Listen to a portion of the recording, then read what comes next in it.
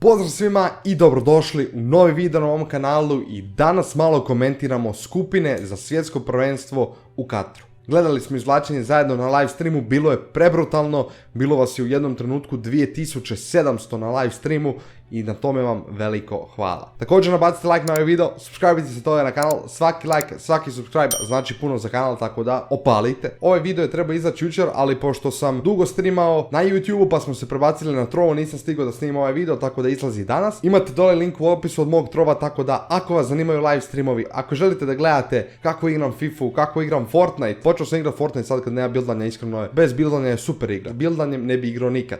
Tako da preporučujem, ako niste probali, preporučujte, vjerujte mi, zanimljivo je. U svakom slučaju, danas smo ovdje da prokomentiramo onako na prvu malo, ajmo reći, skupine. Iako sam ja malo prokomentirao to na streamu, ali ajmo reći ovdje ćemo malo detaljnije, mada nećemo se ništa previše zavlačiti u skupine, jer ima još jako puno do svjetskog prvenstva, tako da 7 mjeseci, tako nešto. Idemo se polako baciti na prvu skupinu. Prva skupina nam je logično grupa A, gdje se nalaze Katar, Ekvador, Senegal i Nizozemska. Mislim da Nizozemcima ovo nije moglo bolje da prođe.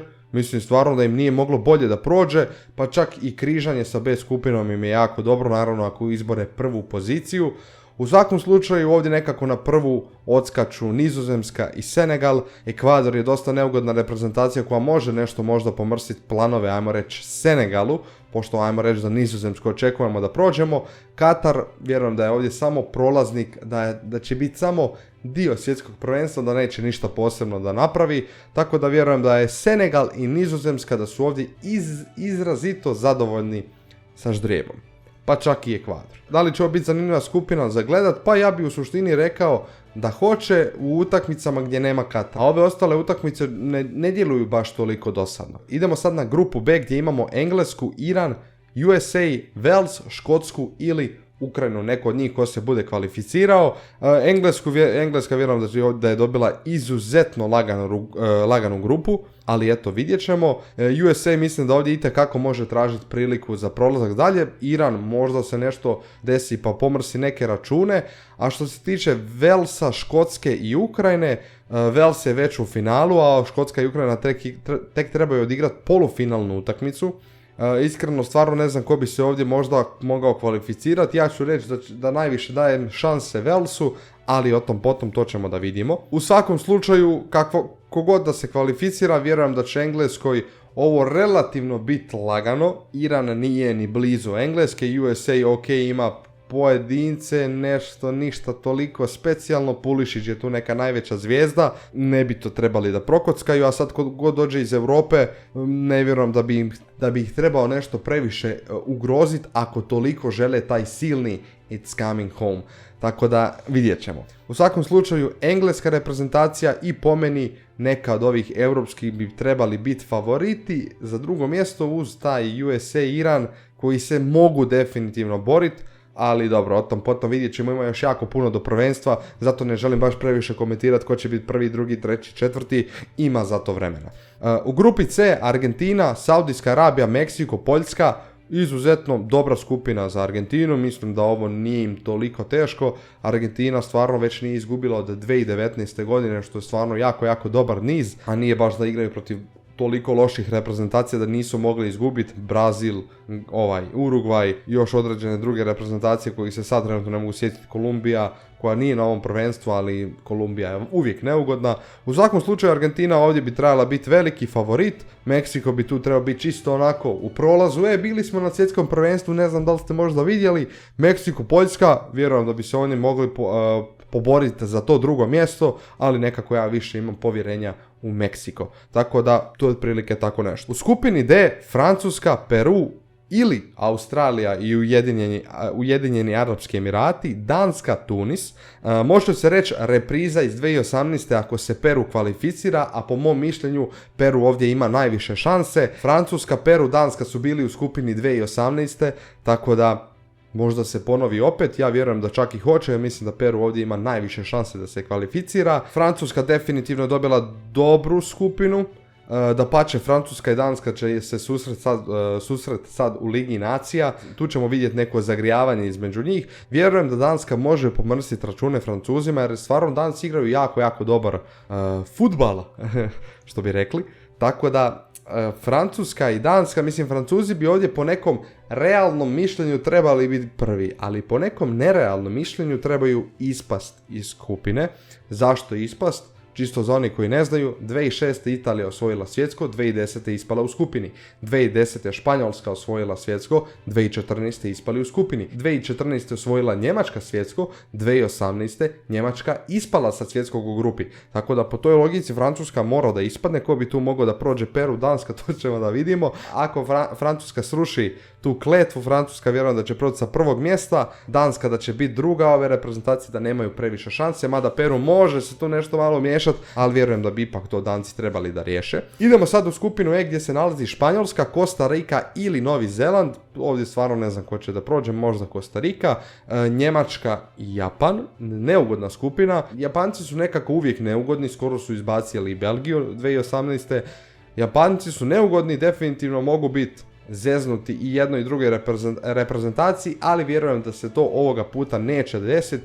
Vjerujem da će Španjolska i Njemačka ovdje da prođu skupinu dalje, dok tu Kosta Rika, Japan da će se, ili Novi Zeland, da će se oni boriti za to neko treće mjesto i tako dalje. Skupina F, prva grupa gdje se nalazi neki balkanski predstavnik, Belgija, Kanada, Maroko, Hrvatska, druga najjača skupina na svjetskom prvenstvu.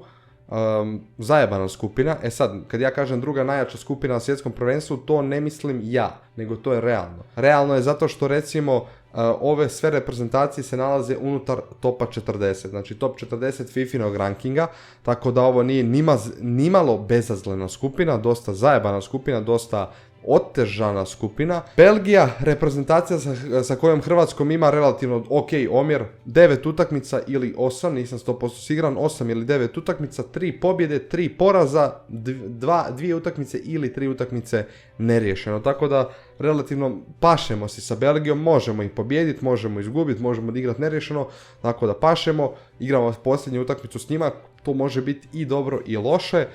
Kanada dosta neugodna reprezentacija, imaju tu tog Davisa, imaju ostale sve onako ne toliko poznate igrače i ovog iz Lila, ne mogu se sad da se sjetim kako se zove. Dosta neugodna reprezentacija, bit će zajebano. Maroko, također neugodna reprezentacija, pogotovo što im je izbornik sa naših prostora, tako da bit će jako zeznuto.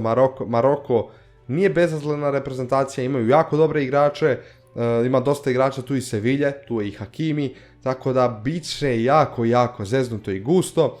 Hrvatska definitivno ima svoje šanse, ima svoje prilike, ako budu pravi, ako budu igrali kako treba i kako mogu ovdje bez problema proći skupinu čak i sa prvog mjesta, ali svakako križaju se sa skupinom E gdje su Njemačka i Španjolska, tako da svakako će biti nezgodno, ali dobro, nema veze. U svakom slučaju prolazna skupina, ali nimalo lagana skupina. Skupina G preslika skoro kao skupina D, mada za skupinu D trebamo još da dobijemo potvrdu. To je Brazil, Srbija, Švicarska, Kamerun. Čovjek iskreno da ne povjeruje da se dva svjetskog prvenstva zaredom se tako nešto desi, čak i za skupinu D i za skupinu G.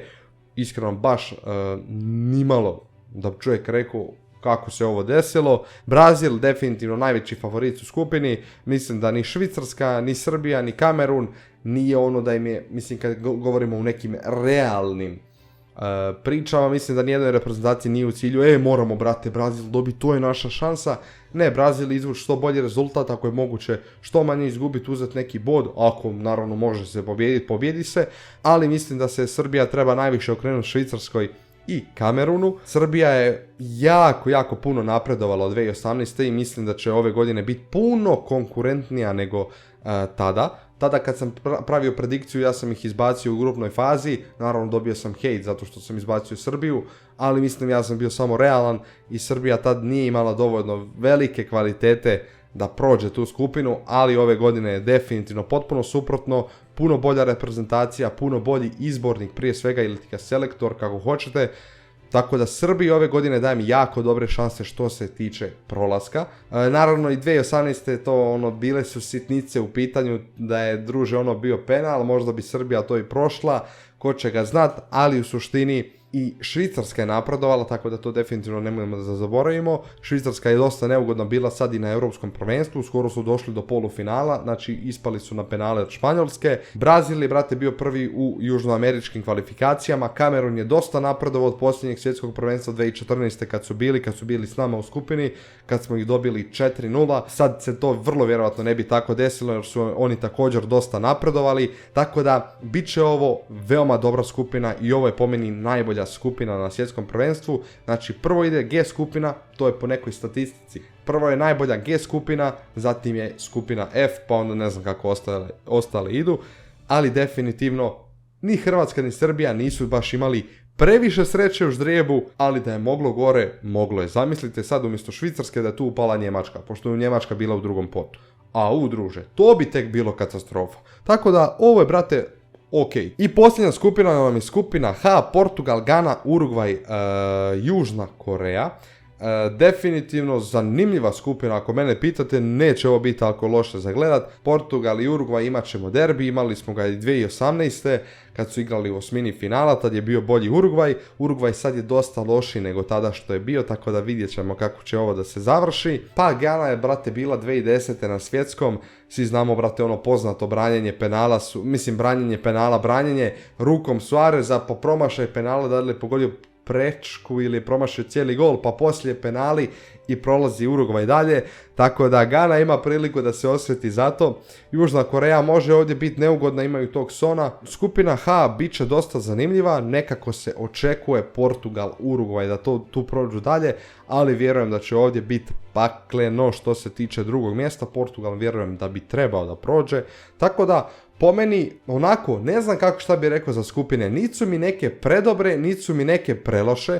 U svakom slučaju pratit ću svjetsko prvenstvo, vrlo vjerovatno svaku utakmicu, zato što volim europsko i svjetsko prvenstvo, uvijek volim ispratiti onako u fullu, sve utakmice, sve, dok recimo klubski nogomet i ne gledam toliko. Pišite mi dole vaše mišljenje dole u komentarima, evo vama dajem za zadatak, ako vam se da, ako vam se ne da baš kompletni, sastavite samo dio.